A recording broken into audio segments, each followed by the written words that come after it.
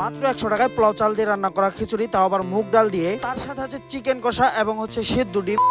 আসসালামু আলাইকুম এভরিওয়ান, কি অবস্থা সবার, কেমন আছেন সবাই? নবাবগঞ্জের সবাই যেন উদ্যোক্তা হয়ে যাচ্ছে। উদ্যোক্তা হওয়া আসলে ভালো একটা কাজ। গিয়েছিলাম নবাবগঞ্জ শহীদ মিনারে, গিয়ে দেখতে পেলাম এ আপু কি জানি বিক্রি করতেছে। তারপরে কাছে গিয়ে ঢাকনাটা খুলতেই দেখি এখানে চিকেন কষা আছে, আর তার পাশে হচ্ছে পোলাও চাল দিয়ে হচ্ছে খিচুড়ি রান্না করে নিয়ে আসছে। খিচুড়ির ঢাকনাটা খোলার সাথে সাথে কি সুন্দর যে একটা স্মেল আসতেছে ভাই, বলে বোঝাইতে পারবো না। এবং হচ্ছে এ আপুর চিকেন গুলাও কিন্তু খুব ঝাল ঝাল করে রান্না করা ছিল, আর তার সাথে হচ্ছে খিচুড়ির স্মেলটা খুবই ভালো আসতেছিল। খিচুড়ির স্মেলটা নিয়েই আমি বললাম আমাকে খিচুড়ি দেন আগে। এই যে দেখেন আপু কিন্তু খিচুড়িটা বাড়তেছে, তবে এখনো বলতে পারেন যে হালিমের বাটিতে কেন, হালিমের বাটি দিয়ে হচ্ছে সুন্দর একটা ডেকোরেশন করবে, একটু দেখতে থাকেন। এই যে এখন দেখেন হালিমের বাটিতে বাড়ার মূল কারণ হচ্ছে এটা সুন্দর একটা ডেকোরেশনের জন্য এরকমটা করছে। এখন এই প্লেটের এক সাইডে হচ্ছে চিকেন দিবে, ফার্স্টে কিন্তু একটা লেগ পিস উঠালো, আর একটা হচ্ছে এমনি নরমাল, আর একটা হচ্ছে মাংসের পিস দিবে। তারপরে কিন্তু এখানে লেবু টেবু শসা যা যা লাগে সালাদের জন্য সবকিছুই দিতেছিল। সো ফাইনালি এই যে দেখেন আমাদের খিচুড়িটা কিন্তু চলে আসছে, আর সাইডে কিন্তু 2 পিস চিকেন দেওয়া হয়েছে 100 টাকায়। তো এতক্ষণ তো কথা বললাম, চলেন এখন একটু খেয়ে টেস্ট করে দেখি। আর